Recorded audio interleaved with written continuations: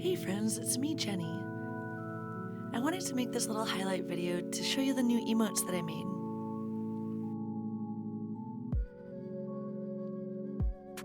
What makes these emotes unique is that I used the XP Pen drawing pad to make them, whereas the last emotes that I made were made with only just a mouse.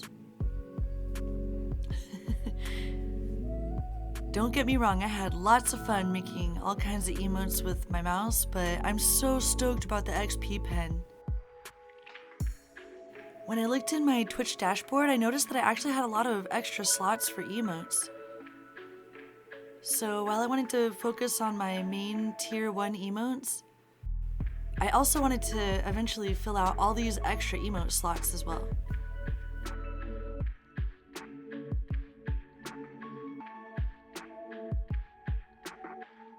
These are my emotes from a couple of years ago, and here's my new sub badges. Well, these are new since I got the XP Pen.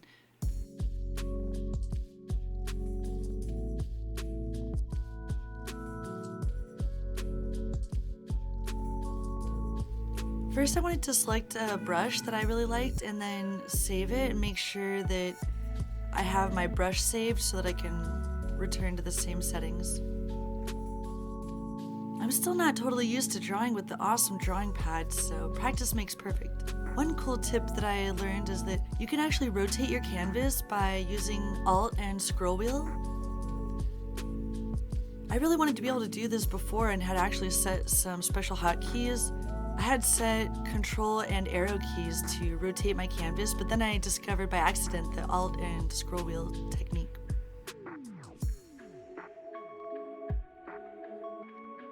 I wanted to sketch out a handful of common emotes for my Twitch channel.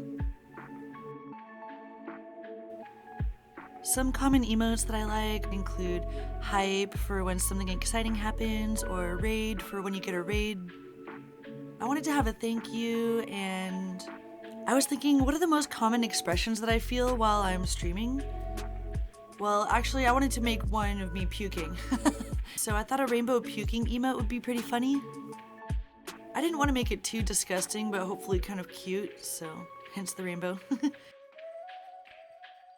There's something I found out that you can do, which is clip to the canvas. And if you go into your settings, there's a lot of cool settings, including clip to canvas or not clip to canvas. So you might notice how I'm drawing off the lines of my canvas area.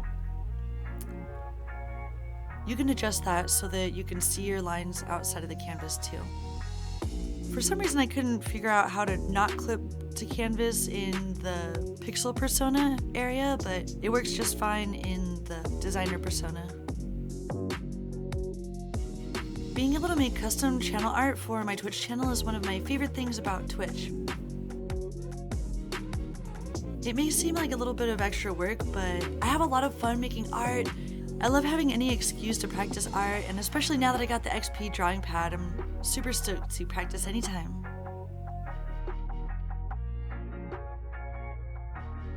Something I learned that you can do in Affinity Designer, Pixel Personas, you can draw on the layer. It'll draw within the region of the layer, just like a mask.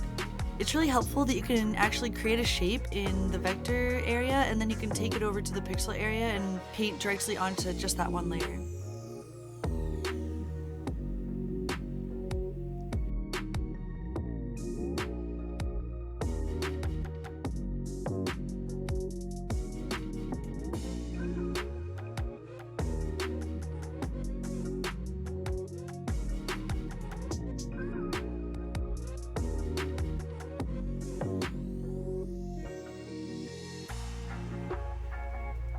Recently I found this software called Pretzel Rocks and I really like it. If you're looking for music that you can play on your Twitch stream, then I definitely recommend checking out Pretzel Rocks. They have a free version. It's awesome. Thanks for watching the video, by the way.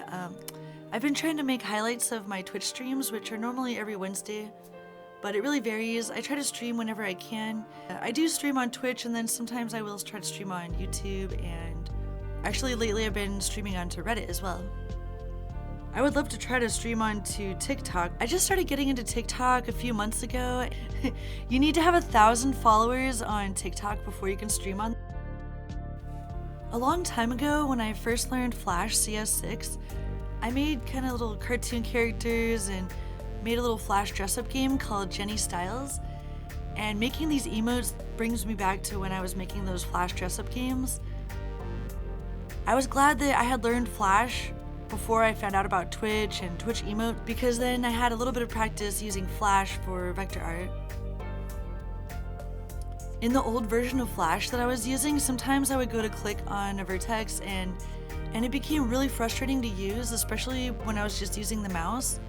It would take 3 clicks to even select it. I don't know what was wrong with that program, but it was just old and it didn't work as well as the newer versions of Adobe, which are, subscription based. You may or may not want to have the expense of a subscription based art program such as Adobe. And that's why I chose to try out Affinity Designer, which I wound up falling in love with.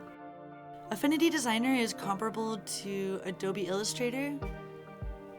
And while I was never exactly a huge fan of Adobe Illustrator, I did use Adobe Photoshop and love it for many, many years. I think I first started using Photoshop when I was 12 or something. I've always loved Photoshop and kind of always hoped to find some other option, something that's... Anyway, I don't know that I would say that Affinity Designer or Affinity Photo is better than Photoshop, but I would have to say that I love it a whole lot for doing emotes and vector art, and I think it's really cool that you can go between the pixel and the vector art style using the same program. Here I decided to add a funny looking tongue to the emote, but I don't know what we'll actually wind up using that tongue for, but probably some other weird emote. Okay, now I decided that I wanted to make an emote that revolved around fire dancing, since I haven't really done any fire dancing for a while, but I used to love fire dancing. I sketched up a couple of different fire dancing emotes and completed the one that had the fire poi, but later I'll probably come back and finish the fire hula hoop one too.